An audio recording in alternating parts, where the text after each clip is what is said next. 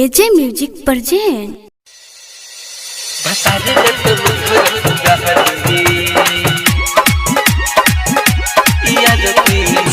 DJ गुदेश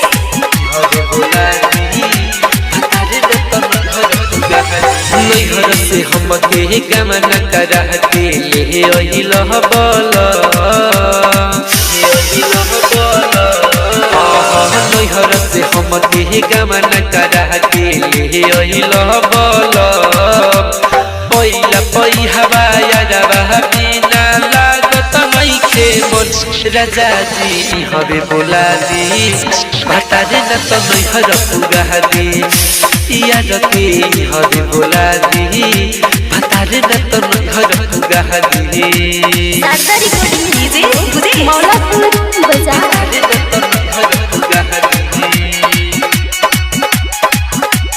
याद के हवे बोला दी हवे बोला दी भतारे न त नैहर पुगा दी रोज रोज मिले ओकरा से हम तो जात रही ससुरा तुले आके भतरू कोइल नाही सही रोज रोज मिले ओकरा से हम तो जात रही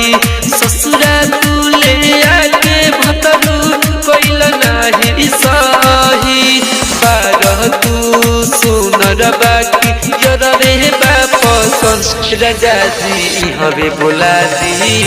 भतारे न त नैहर पुगा दी याद के हवे बोला दी भतारे न त नैहर पुगा दी भतारे न त नैहर पुगा दी याद के हवे बोला दी हवे बोला दी डीजे गुदेश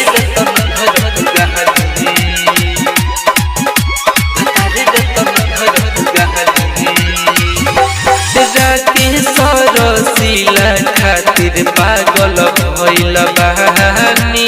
जुड़ल बाटे ओकरे से मोर जिंदगी के कहानी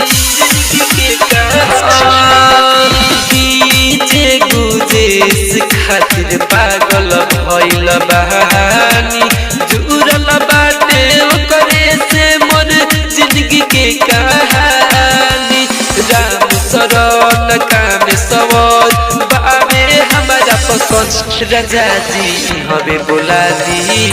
भतारे न त नैहर पुगा दी याद के हवे बोला दी भतारे न त नैहर पुगा दी शारदा रिकॉर्डिंग स्टूडियो मौलापुर बाजार।